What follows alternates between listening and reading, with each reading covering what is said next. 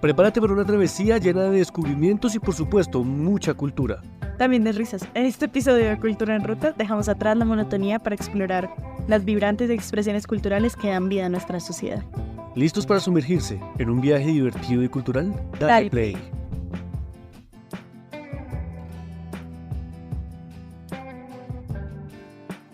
Muy buenas noches, días, donde sea que nos escuchen, desde el lugar o el país en el que nos escuchen, la hora, la que sea. Muchas gracias por sintonizar Cultura en Ruta, aunque en realidad no es una sintonía radial, porque este formato de podcast nos permite estar más allá de la radio de alguna manera. Chévere si algún día se transmite por la radio este episodio. Y pues bueno, hoy tenemos algo bastante especial. Desde el episodio pasado hablábamos con Siu Vázquez acerca de arte y artesanía y como esas barreras que se van construyendo. Me parecía muy interesante una reflexión, un pensamiento que ella compartía con respecto a que cuando el arte empezó a tener mucho más que ver con la filosofía, que antes como que también al parecer surge como esa separación un poco de la artesanía, ¿no? Sin embargo, pues yo no soy quien para decir qué es arte y qué no, y justamente lo mejor que uno puede hacer es indagar, ¿no? Preguntarse. Pensaba yo o pienso yo que el arte es una manera de expresar lo que uno lleva por dentro del alma. Un artista, o yo como artista, hablo desde mi experiencia personal, hago arte por la necesidad de expresarme, de contar cosas, de esa necesidad, así como cuando usted tiene que vomitar, cuando usted tiene que sacar algo. Hay cosas que uno lleva por dentro que necesita sacar y la mejor manera de hacerlo es con el arte. No sé, de hecho incluso me ponía a pensar, por ejemplo, en el freestyle, en el rap y en ese tipo de maneras en las que la gente cuenta sus historias de manera muy visceral. Y pues la artesanía yo también la veo como una manera también de expresar o de contar cosas. Claro, no todos intentamos contar quiénes somos o representarnos a través de la artesanía, pero de alguna manera también es una forma también de expresar y de contar cosas. Y si alguna persona considera que esto es artesanía, lo que produce es arte, yo no soy quien para decirle si es arte o no, ¿no? La época de Marta Traba y de los que creían que tenían esa potestad, pues ya no existe hoy en día. No hay tanto poder con los críticos de arte. ¿Y por qué este preámbulo tan grande? Pues resulta que este preámbulo tan grande es porque el día de hoy tenemos un invitado muy, muy especial, que es un invitado que representa una familia gigantesca de artesanos.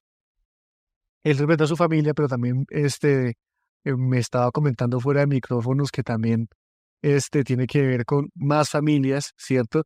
De un grupo grande y creo que lo considero ya una comunidad prácticamente, donde hacen artesanías enfocadas hacia lo muisca. Y Héctor, pues es la mejor persona para hablarnos un poco acerca de eso, entonces creo que es el mejor invitado para ir un poco dándole vueltas a este molinillo y a estas reflexiones, a ver qué resulta al final de este episodio con lo que yo empecé con esta introducción.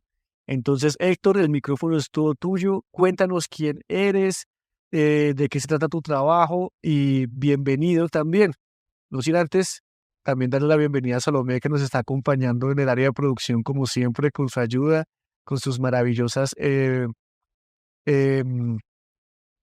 aportes y ayudándonos a que también el episodio esté muy aterrizado. Entonces, le doy la palabra a Héctor y luego seguramente Salomé también nos saludará en algún momento.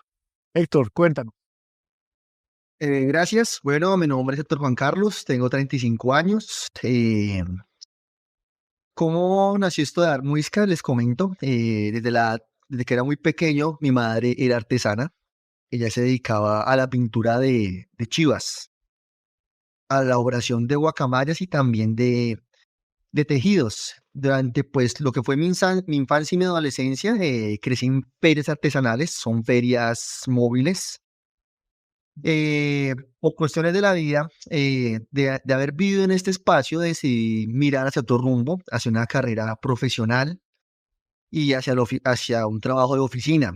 Con el pasar de los años y con el fallecimiento de mi madre, Nuevamente conocí artesanos, amistades de ella, y pues obviamente que habían oportunidades, que había potencial en la artesanía precolombina, la artesanía colombiana. Decidí pues apoyarlos, de que este conocimiento, de que esta artesanía fuese más conocida, más conocida desde un punto de vista económico, porque son familias que subsisten pues de este medio que obviamente pues no enriquece a las personas, da una vida modesta, da una vida modesta, pero ha trascendido más allá, debido a que el emprendimiento hace referencia a lo que es la cultura de la edad precolombina, de nuestros ancestros, de que tienen mucha relevancia, mucho significado, mucho conocimiento ancestral, en el cual pues actualmente pues desconocemos y en cada pieza que se elabora viene plasmada pues una esencia de conocimiento, de un conocimiento de cómo el ser humano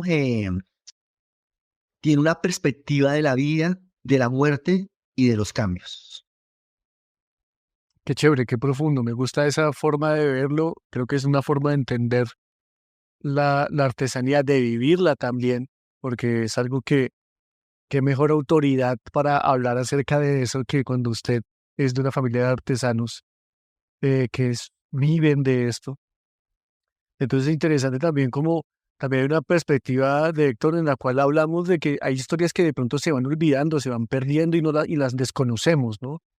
Y pues creo que también eh, no solamente la artesanía, sino que también el arte, ambas van de la mano especialmente por eso, porque de alguna manera, a veces sin querer queriendo el arte y la artesanía, pues van contando esas historias del pasado, esas historias que de pronto se quedan atrás y que a través de esas imágenes, de aquellas piezas, de aquellos objetos, podemos contar esas historias del pasado. Si yo de pronto Eh, se me ocurre, por ejemplo, qué pasaría en 200 años más adelante cuando la gente le hablen acerca de la Revolución Francesa.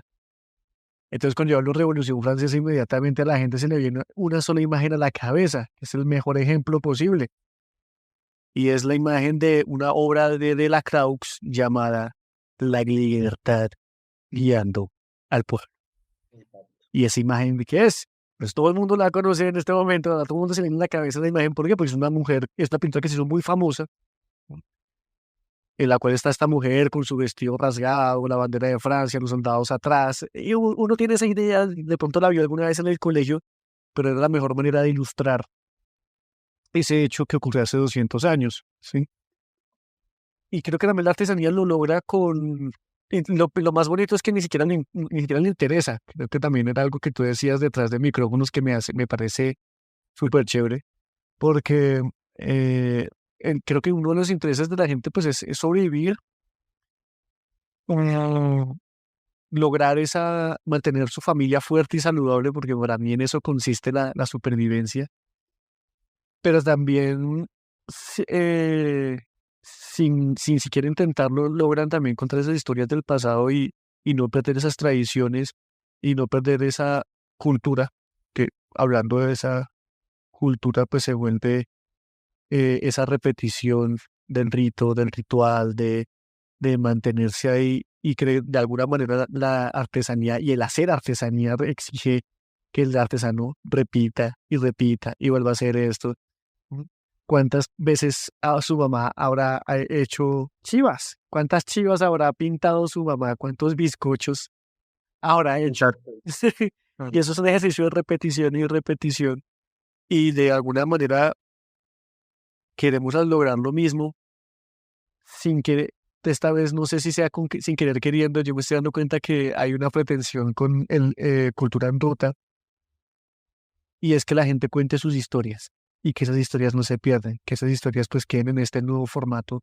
Es un formato muy viejo, pero que para mí es muy nuevo en aceptación, en aprendizaje, en apertura y en abanico de posibilidades, que esas historias que tienen que contar los artesanos, que tienen que contar los artistas, que tienen que también estén acá, presentes, que no se pierdan. Entonces, Cuéntame, ¿tú qué opinas al respecto de esto que te estoy conversando? Bueno, entonces sí quiero retomar algo. Con el inicio de este emprendimiento, con otro grupo de compañeros, algunos estudiantes de la Universidad Distrital de Artes también, decidimos encontrar el significado de este tipo de artilugios, de artesanías, de dónde salió, cómo evolucionó, cómo se clasificaba. No somos unos expertos en esos temas, pero tratamos de transmitir conocimiento con la venta de cada pieza. En la artesanía hay varios tipos de artesanía. Está la artesanía indígena. Está la artesanía indígena. Tenemos a los indígenas ticunas en la frontera entre Panamá y Colombia. Ellos elaboran las molas, los indígenas guayú con sus mochilas guayú. También tenemos artesanía. Hola, ¿qué son? Discúlpame que te interrumpa. Son unos tejidos donde plasman ellos su diario vivir. Entonces hay simbolismos geométricos que hablan de la vida, de animales, de su entorno. Chévere, listo. La mayoría, Que de pronto la mayoría, algún oyente no sabe qué es y chévere irlo mencionando. eh, Continúa, Héctor, perdón por interrumpirte tanto. también viene lo que es la artesanía tradicional popular. Entonces son cosas como las chivas que te comentaba, las, no sé, un tiempo también se vendía mucho lo que eran las réplicas de las iglesias hechas en bizcocho de todas las iglesias de acá de Colombia, las manillas, algunos tejidos un poco más contemporáneos, y también existe la artesanía contemporánea, es decir, que toma las raíces antiguas y lo vuelve accesorios al presente, es decir, tomamos cosas del pasado y las ponemos en el futuro. Un ejemplo, hablamos de las molas. Con los hacen bolsos, hacen zapatos. Con los precolombinos son artilugios, representaciones que se ofrendaban. Sencillamente lo que hicimos fue volverlos accesorios, dijes, pulseras, collares.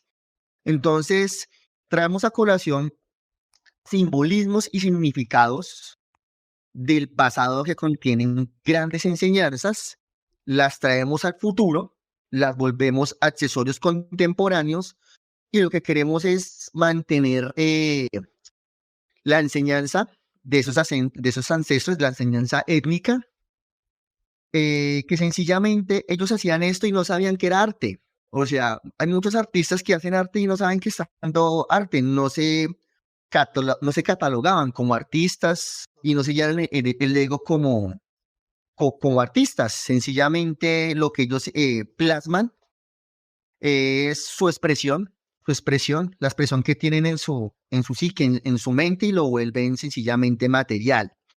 ¿Por qué se les llama artesanías? Porque es en su gran mayoría, casi un 80% elaborado pues a mano. Por eso se le domina artesanía. No sé realmente con qué argumento decir si es arte o no es arte, porque obviamente el arte es a veces abstracto, es subjetivo, depende pues de la vista, de la perspectiva de las personas. Más sin embargo, de mi punto de vista personal, si realmente lo que es el arte precolombino, la artesanía indígena, sí se cataloga como arte, como arte. Si hablamos de artesanía contemporánea, hablaríamos ya no tanto de arte porque estamos tomando algo que ya fue hecho, algo que ya tuvo una expresión y sencillamente lo estamos es transformando. No, no es algo nuevo, lo estamos sencillamente cambiándole el uso. Pues podría ser.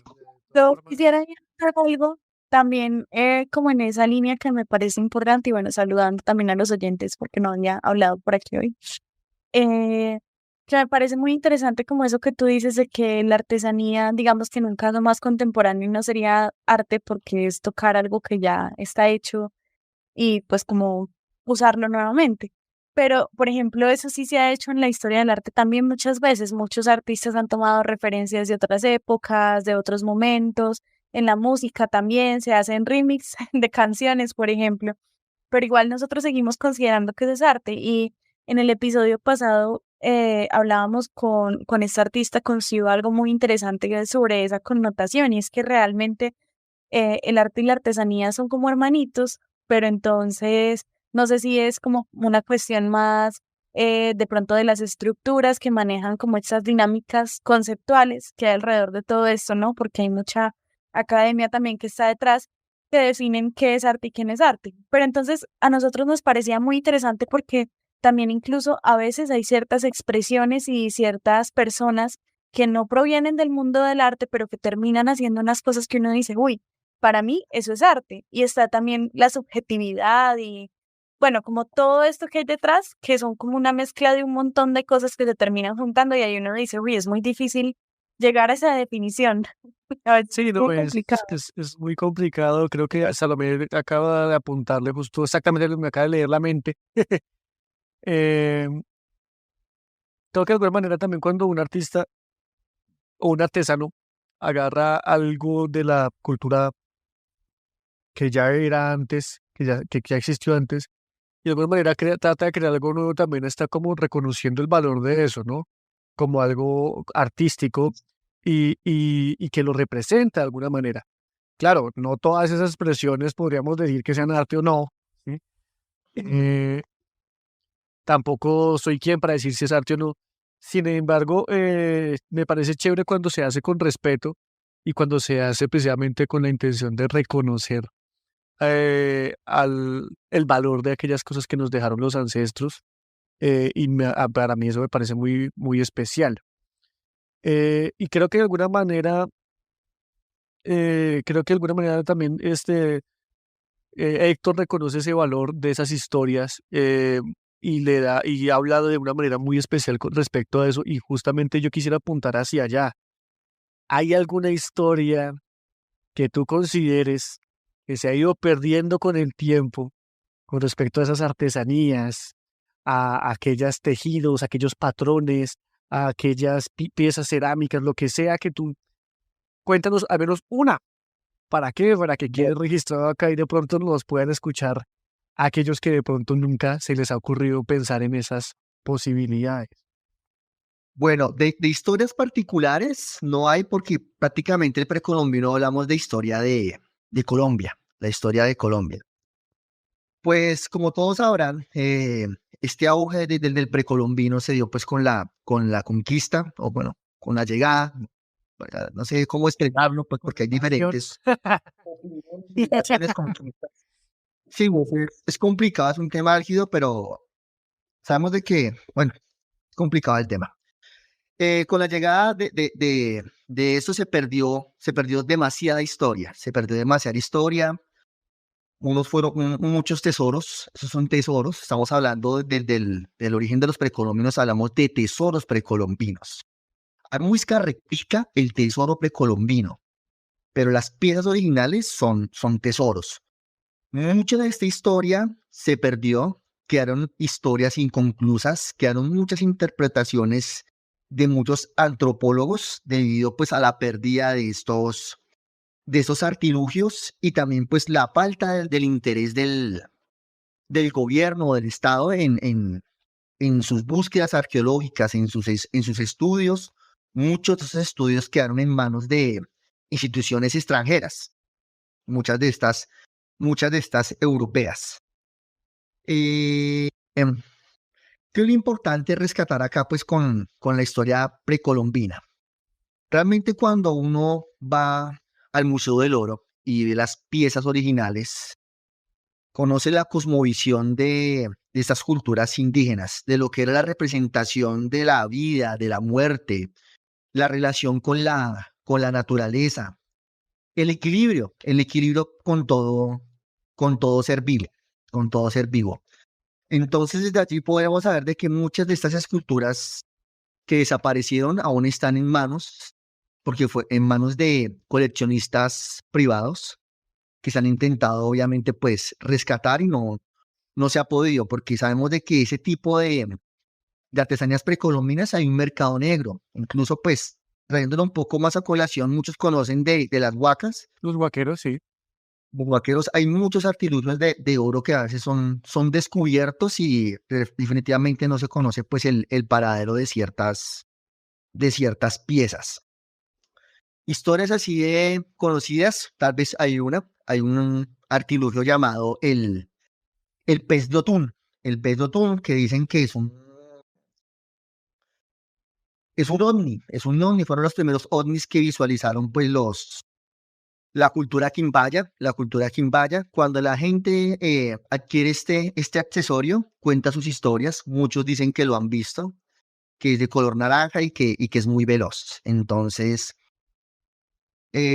también ha salido este artilugio en History Channel, entonces la gente pues busca mucho este tipo de accesorios porque el precolombino también va con lo místico, va historia, artesanía y también va mucho misticismo porque cada pieza tiene un simbolismo como el infinito, como las ranas taironas, símbolos de fertilidad, como las mariposas. Hay unas narigueras llamadas mariposas. Ellos decían que hacían ese tipo de artilugios de mariposas.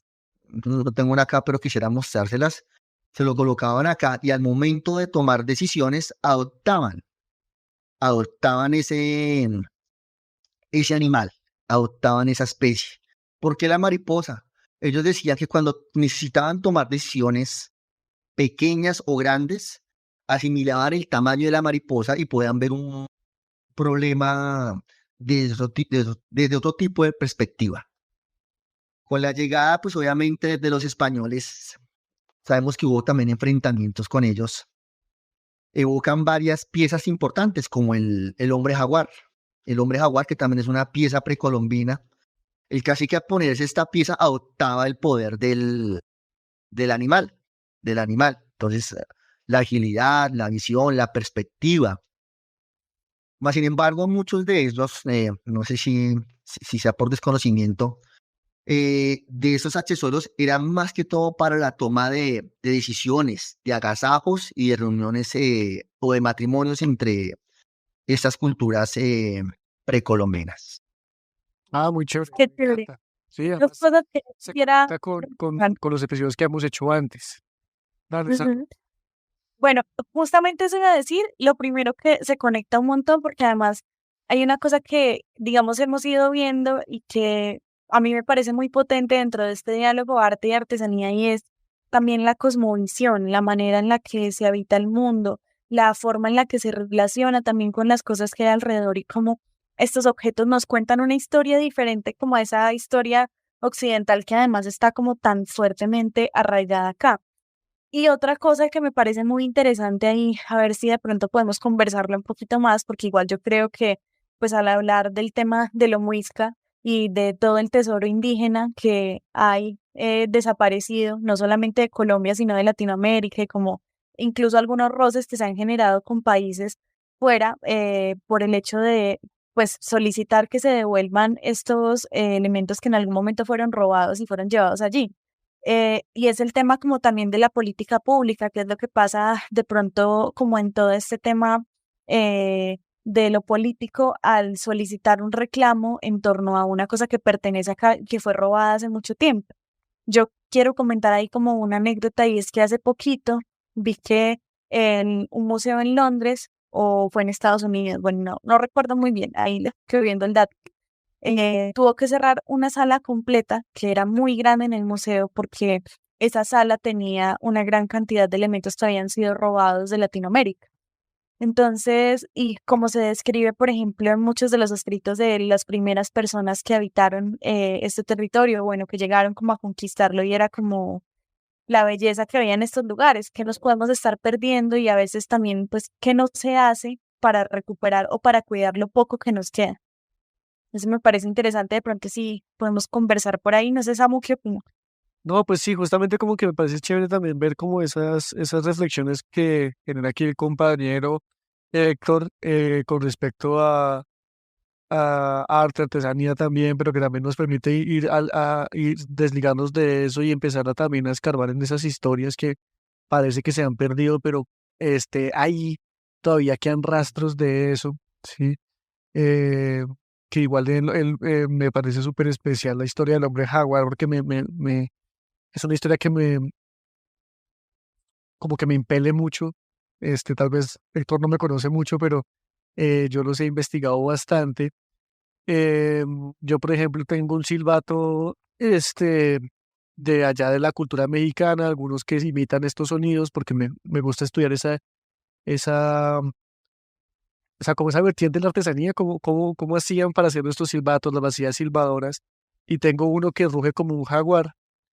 Entonces yo quería saber para qué necesidad había, ¿no? Entonces la historia que hay, algunas de las historias que hay, es como como lo usó el Imperio Azteca, ¿no? Y el Imperio Azteca lo usa cuando Cortés invade México después de que Colón había llegado a las costas de Haití y descubren que no, pues que no solamente era Haití, que había todo un continente y mandan a Hernán Cortés a México y comienza esta batalla, esta guerra, ¿no? Y que usan el rugido del jaguar con estos silbatos para asustar, para amedrentar psicológicamente el ejército de Hernán Cortés. Yo tengo uno, pero me gustaría algún día poder escuchar 100, miles de estos silbatos rugiendo al mismo tiempo en las selvas. Imaginarse ese sonido, ese miedo, ese terror psicológico que el Imperio Azteca era capaz de lograr sobre las filas de Hernán Cortés. Entonces son esas historias que se van tejiendo, y se vuelven aquí como parte de ese compartir, lo que lo vuelve interesante. Pero creo que el remate de Salomé con esa pregunta, con esta forma de proponer tema, me pareció maravilloso y creo que pues si podemos continuar por ahí, súper bien. Eso. Bueno, entonces en cuanto pues lo que es las políticas o realmente pues lo que hace el Estado en cuanto al arte, a rescatar todo esto, sí ha sido escaso por conocimiento de lo que leí el artículo, sí me han comentado arqueólogos que han visitado nuestro emprendimiento, ha sido realmente escaso y poco visto. No sé si ustedes conocen la figura del Poporo Quimbaya.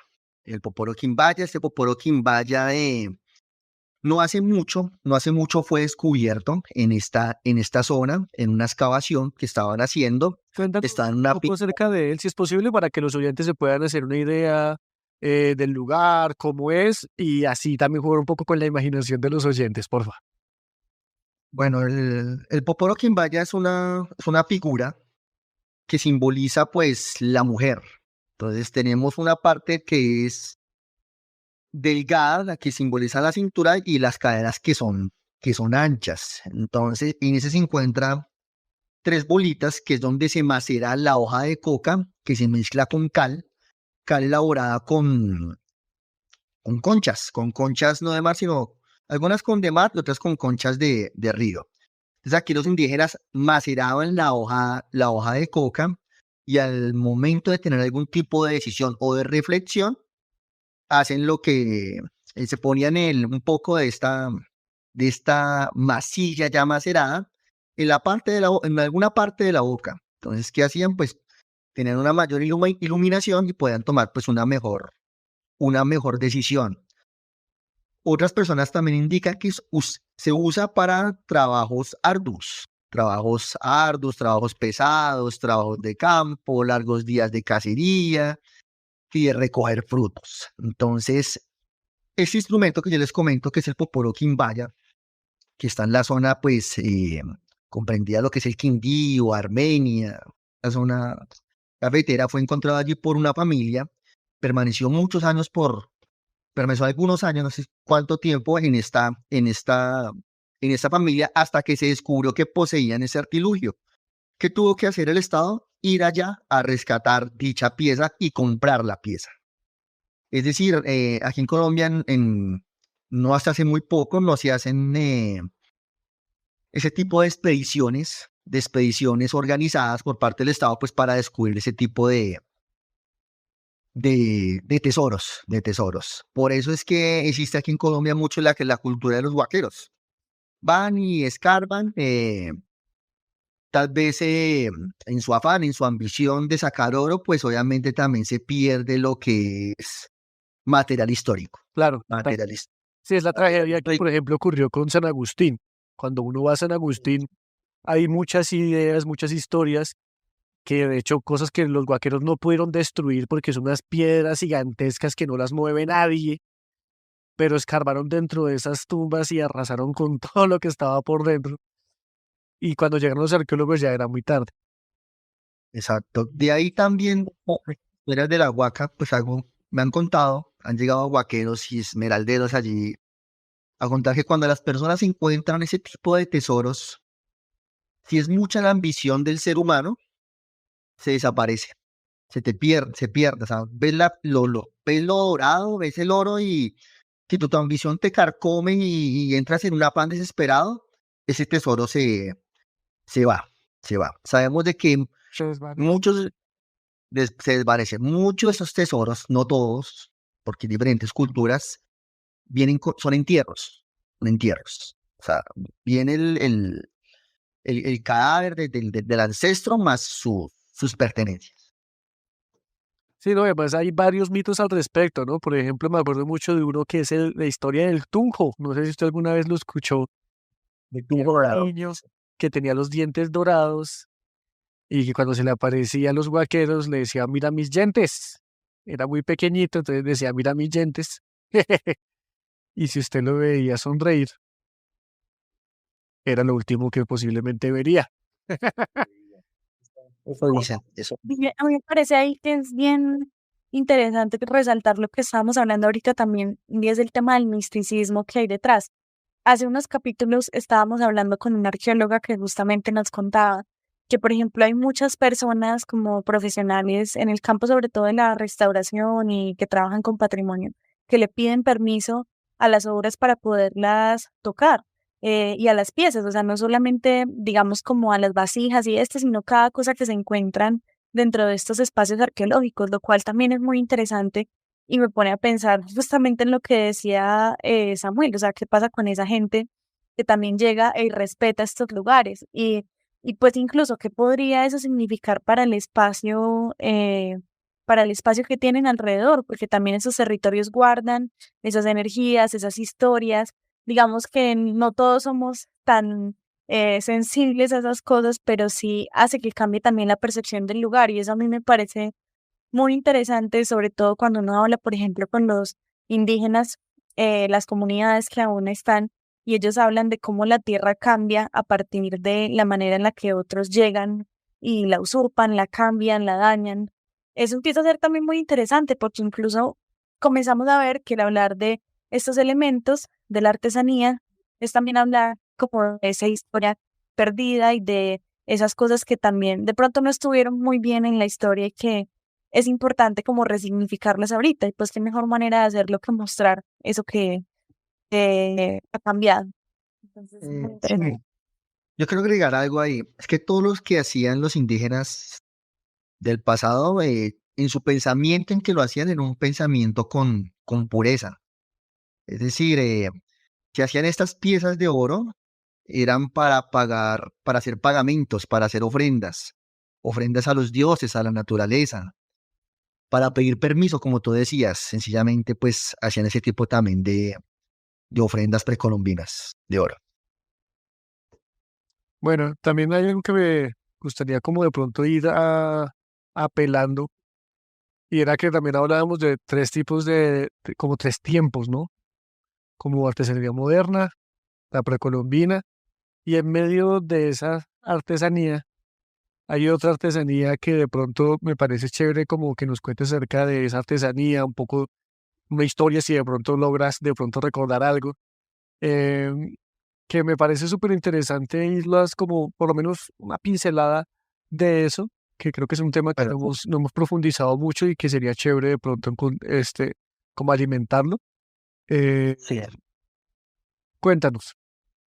Voy a hablar en este caso de los artesanos. Eh,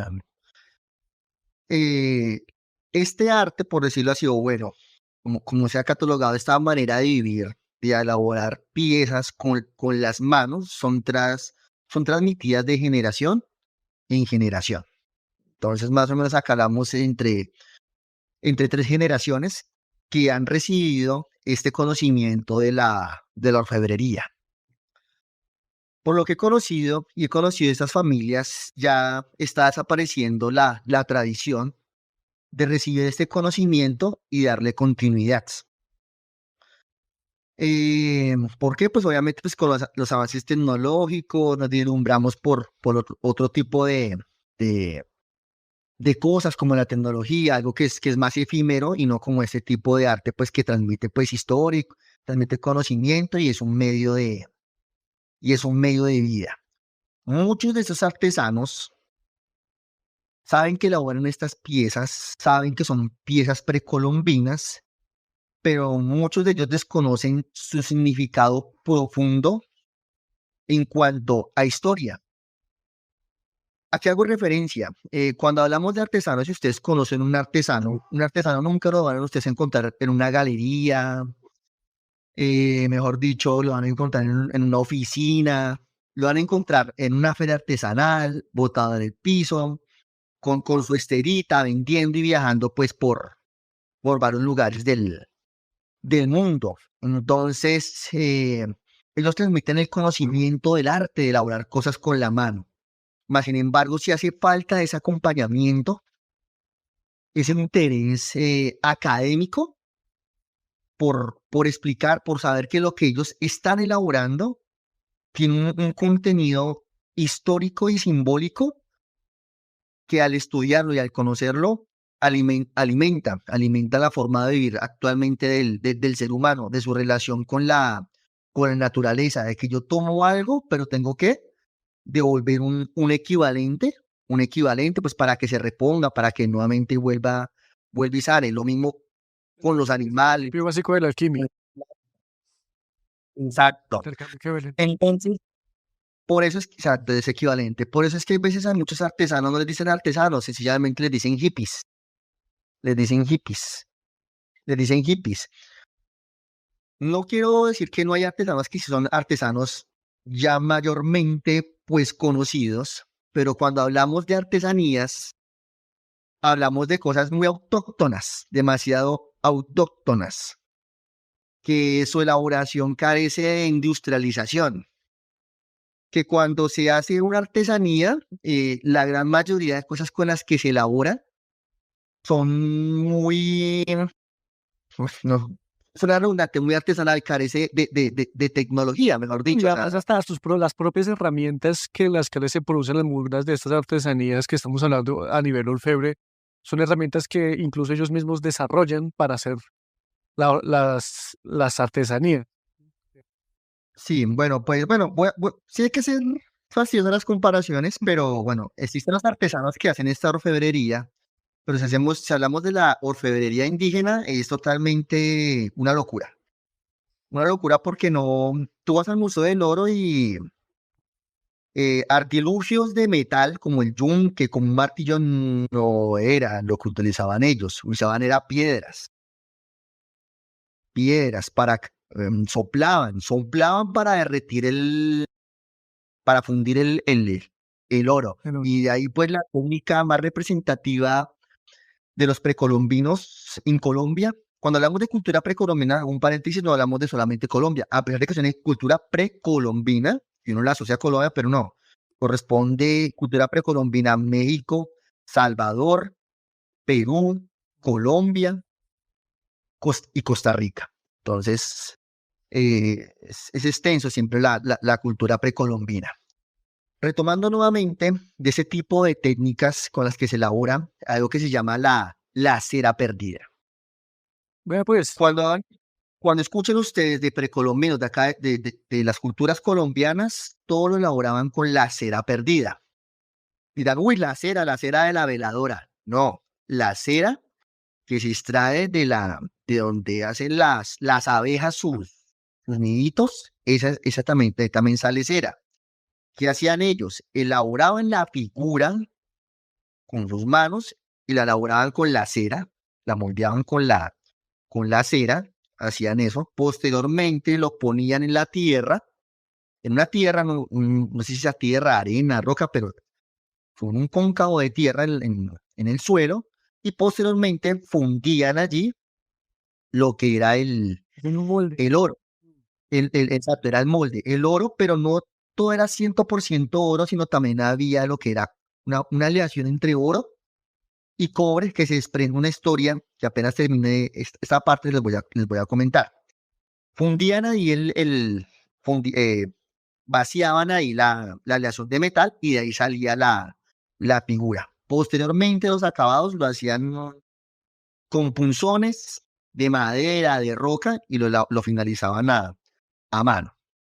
¿Qué pasó posteriormente? Que estas primeras piezas sí eran en oro, pero con la invasión, con la conquista, pues con el desplazamiento, con esta masacre que hubo, porque hay que llamar las cosas por su nombre, también. ¿Qué hicieron los indígenas? Nos están saqueando por el oro, pero necesitamos hacer tributo, necesitamos hacer pagamentos a nuestras deidades. Comenzaron a usar oro y cobre. Entonces, algunas de las piezas, cuando los españoles se llevaron estas piezas y fundámoslas y nos vamos a tapar en dinero, se dieron de cuenta que no era oro. Y de ahí salió la palabra tumbaga, que es como un desglose de la palabra tumbado, salí tumbado. De sale la palabra tumbaga. Las piezas tumbadas son piezas realmente grandes que parecen como si fueran huacas, que valen dinero, pero realmente no es así. Las últimas piezas que se han encontrado sí tienen pues como ese tipo de aleación. Incluso de eso existe hasta mercados negros. Hay gente que hay veces nos compra ese tipo de accesorios que saben que son réplicas, que no son 80% cobre ni el 20% oro, sino esa aleación de cobre y plata, bañadito en oro. Lo que hacen es ir a enterrarlas, las entierran por allá, dicen que hay una huaca, y buscan personas incautas y les dicen, yo sé dónde hay una huaca, pero no sé qué inventarán, que están rezados, algo allí, o que no pueden escarbarla porque se les va, qué sé yo, piden dinero y la persona obviamente va y escarba y encuentra el artilugio, va y lo cambia y nuevamente salió tumbado, como inicialmente. Qué buena historia. Es muy impresionante, sí. Sí, tal cual. Es impresionante. Bueno, pero esa es la codicia humana. La codicia, exacto, es sencillamente es la codicia. Yo quisiera ahí hacer una pregunta justamente como con este proyecto de TAMSA y es preguntarte cómo nace la idea. Ya nos contaste un poquito de la historia de tu mamá, de que luego vuelves a la artesanía, pero cómo nace la idea también de trabajar con otras familias, con otras personas, dónde están ubicados ellos también, porque sería muy chévere que nuestros oyentes conozcan y apoyen también el proyecto. Eh, bueno, les comento, esto de los precolombinos, de los accesorios, esto lleva aproximadamente más de 20 años. Este tipo de accesorios se vienen comercializando. Se han ido interesando más las personas por ese tipo de accesorios. Sin embargo, no, como son familias tradicionales, no tienen conocimiento de la debida comercialización de este tipo de piezas, de piezas, de piezas, de piezas. Con la llegada de la pandemia, pues sabemos de que obviamente pues no hay un lugar donde se pudiera exponer las artesanías, donde se pudiera comercializar las artesanías. Muchos de ellos quedaron en quiebra con sus talleres parados.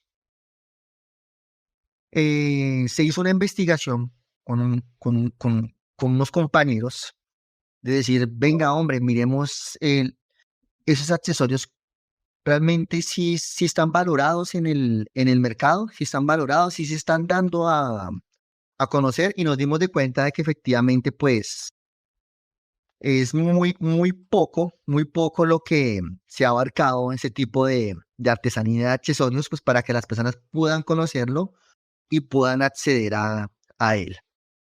Como estábamos en quiebra, pues sencillamente la mayoría de artesanos no tienen para pagar locales, como les comentaba, locales, cosas de 1 millón y que tráigame fiador de finca raíz, a duras penas tendrán sus terrenitos o no los tienen. No, por ejemplo, ir a un Corferias, y exponer allá tu artesanía es jugársela toda, o sea, no todo el mundo arriesga el capital por eso, y me estoy dando cuenta aquí como reflexionando al respecto de que hay ¿Cómo diría yo? Bueno, creo que otra vez mejor me la guardo, me la reservo ahorita para el cierre del episodio porque me estoy dando cuenta de cosas muy interesantes. Continúa con la historia porque no Pero, quiero. y otra Tomás, respecto a eso, porque si ahí sí se difiere mucho. Hay algo que organiza, bueno, que organiza acá, hace parte de lo que ustedes me están preguntando. Entonces, bueno, ustedes decidimos, hicimos, bueno, reunamos a las familias, digamos, qué vamos a hacer, reunamos capital y comencemos a reunir todos los accesorios y pongámoslos en ferias artesanales temporales, donde obviamente haya una organización y donde obviamente podamos participar y que la inversión no sea pues obviamente imposible para que nosotros podamos pues participar. Claro. Nos agremiamos, decidimos pues, poner ese tipo de mercancías en las ferias artesanales del centro histórico de la ciudad de Bogotá. Voy a retomar un poco lo que estás diciendo en cuanto a Artesanías de Colombia. Aquí hay un ente público que se llama Artesanías de Colombia. Artesanías de Colombia. Ellos también son los organizadores de Expo Artesanías, que se Sigue. en el mes de diciembre, y se difiere en cuanto a que las personas que escogen las artesanías que deben ir son curadores, son curadores. Y es donde se identifica mucho desconocimiento del curador de que es un artefacto artesanal. Las artesanías no son perfectas. La artesanía no es perfecta. Si buscan algo perfecto, será algo ya industrializado. No, no existe lo perfecto. Y aquí es lo que hago una reflexión y pues también es una crítica porque nosotros participamos. O sea, para ir a las artesanías hay que llevar un mostrario y éramos los únicos que teníamos los únicos que tenemos ese tipo de accesorios 100% artesanales. No quedamos, desconocemos el motivo, pero sabemos que los que quedaron es una empresa industrializada, porque también existe la industria artesanal y también sabemos que existe también personas que mandan a hacer la artesanía a la China por su mano de obra, la traen acá y la hacen pasar por artesanía 100% hecha acá en Colombia. Entonces es importante que si alguien que tenga conocimiento de esto y obviamente pues sepan de que las entidades estatales tienen que llegar a las personas que realmente son de tradición, son de tradición. Entonces, si es de tradición, no le pidan que tenga una cámara y comercio y que pague impuestos cuando es una persona que trabaja con un hornito en su casa y que saca una pieza y se demora 15, 20 días para sacar una pieza y que le pidan a esa persona que tiene que tener 500 piezas para la exposición. Pues obviamente en la industria si te va a decir, te replico hasta 1000, 2000 piezas y te las saco en 2, 3 días. Cuando realmente eso que está saliendo no es artesanía. No proviene de la mano Bien, de un exacto. Ahí acabamos de definir algo bastante interesante. No está hecho a mano. Sí, de esta chama. no está hecho a mano. Aunque esté hecho por una máquina, es imperfecto. Y esa imperfección, ese carácter humano es lo que lo vuelve especial, lo que lo vuelve incluso, eh, además que pues también, Yo quiero añadir algo antes es que va en línea con esa idea y es que también muchas veces la curaduría es una labor muy occidentalizada y como muy en esta mirada de que el arte tiene que ser una cosa específica. Yo creo que incluso para que un curador pueda como abrir el espacio a otras cosas, otras miradas, a proyectos como el suyo, debe también decolonizar un poco esa mirada que tiene y plantearse pues algo distinto, porque igual no es ver desde el mismo lugar y menos desde una producción acelerada, super mega capitalista, sino que es más como, o sea, va más por todo lo que ya hemos hablado que significa la artesanía. entonces yo creo que la mejor manera de cerrar, Héctor, es que pidiéndote, te suplico un poco que nos cuentes un poco acerca de esos objetos que nos vamos a encontrar en el espacio en el cual tú trabajas y nos cuentes cómo llegar allá, eh, cómo podemos de pronto más adelante algún día, espero grabar un episodio sentado frente a tu Claro, local. suena rico, ¿no? Y pues la idea de Cultura en Ruta es llegar allá. Y no solamente con Héctor, que se puede con su abuela, abuelo y aquellas personas Claro. mayores que seguramente escuchar esa sabiduría, el hablar de esas canas, sería para nosotros todo un honor y nos honraría muchísimo esa conversación. Te escuchamos. Bueno, entonces, primero que todo, las artesanías en general es un llamado al sentido de pertenencia. La pertenencia, pues, de un país, de una etnia, de una cultura, de un pensamiento, nuevamente de una cosmovisión de esa zona, de nuestros antepasados. Apreciemos las artesanías. Desafortunadamente, quien más aprecia las artesanías son los extranjeros. Y tenemos mucho desconocimiento acá, nuestros connacionales, respecto a ese tipo de accesorios, pero esa es la labor también de Armuisca y otros proyectos, y es transmitir pues el aprecio por ese tipo de tradiciones. Todos nuestros materiales son elaborados en peltre bañado en oro de 24 quilates. El peltre es con que antiguamente hacían las ollas y las cucharas. Es un metal muy liviano. Tratamos de evocar lo que es ese tipo de accesorios del pasado, traerlos al presente y que ustedes puedan tenerlo como un accesorio que puedan pues lucir, que cuando les pregunten por ese accesorio usted pueda explicar cuál es su simbolismo, cuál es la historia de este accesorio. No es simplemente, ay, está muy bonito y ya no, mira, esto representa la transformación, el cambio, la vida, la muerte, la comunicación, que lo que está en el cielo con lo que hay aquí en la tierra, con el inframundo. Entonces, es un llamado a que conozcan. Si no les gustan las artesanías porque tal vez no es su línea, porque para gusto los colores, sencillamente conozcamos y dejemos atrás un poco la ignorancia. Y el llamado es, si uno va a criticar algo o a opinar de algo, primero hay que conocer de eso que vas a hablar o que vas a criticar.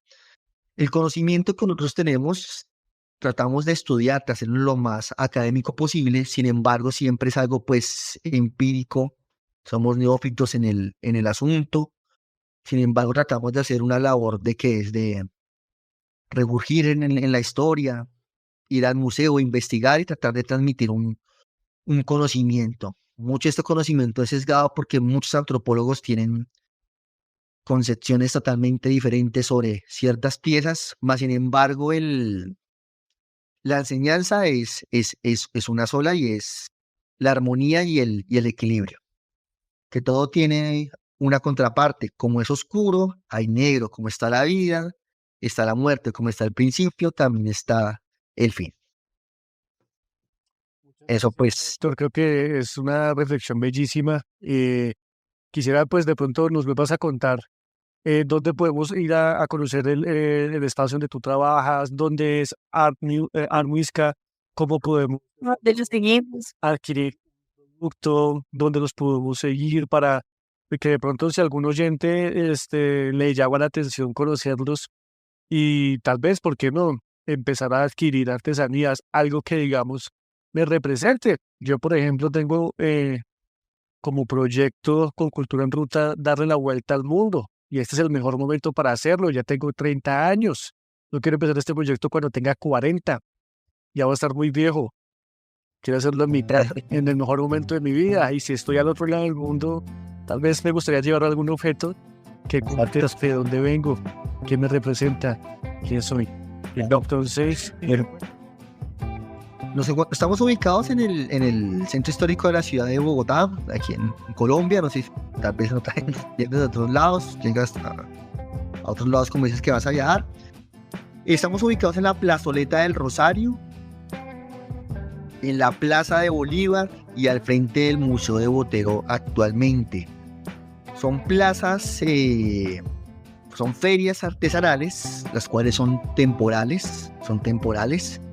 Sin embargo, estamos constantemente circulando por estas 3 zonas. Es decir, si llegas a uno de estos 3 puntos, puedes encontrar el proyecto de Art Muisca. Está con su pendón grande y con su respectivo vendedor, que tratamos de que también se nutra de ese tipo de conocimiento.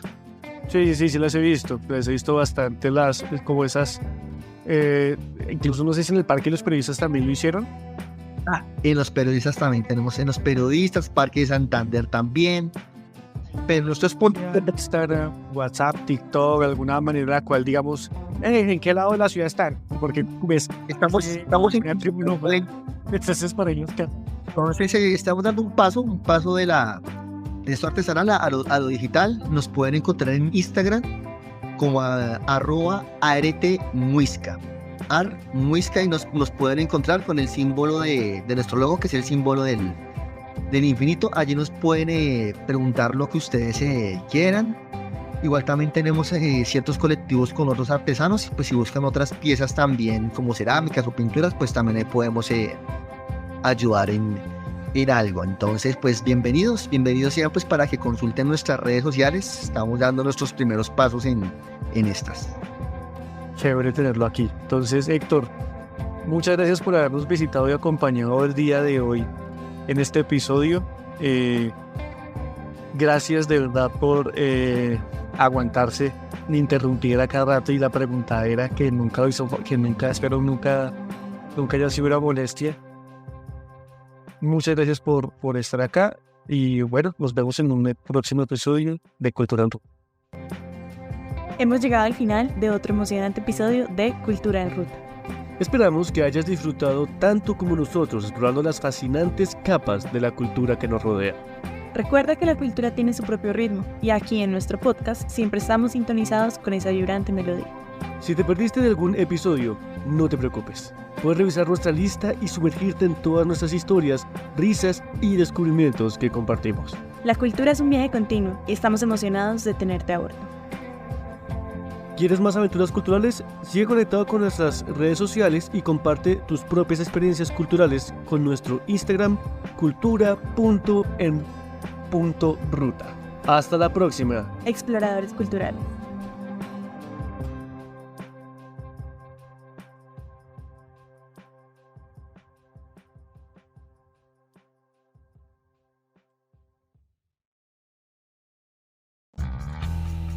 En cada episodio nos entregamos apasionadamente a descubrir los encantos escondidos de nuestro país. Desde las veredas más apartadas hasta los pueblos más pintorescos. Tú ya formas parte de nuestra comunidad con solo sintonizarnos. Pero con tu apoyo en Patreon podemos profundizar en este vínculo y hacer que nuestra aventura sea aún más emocionante. Cada aporte es como una declaración de amor, impulsándonos a seguir creando episodios llenos de emoción, arte, historia y cultura. Tu generosidad nos permite continuar nuestro viaje, cubriendo los gastos de equipo técnico y logística necesarios para capturar la esencia de cada momento memorable. Gracias por ser nuestro cómplice en esta aventura.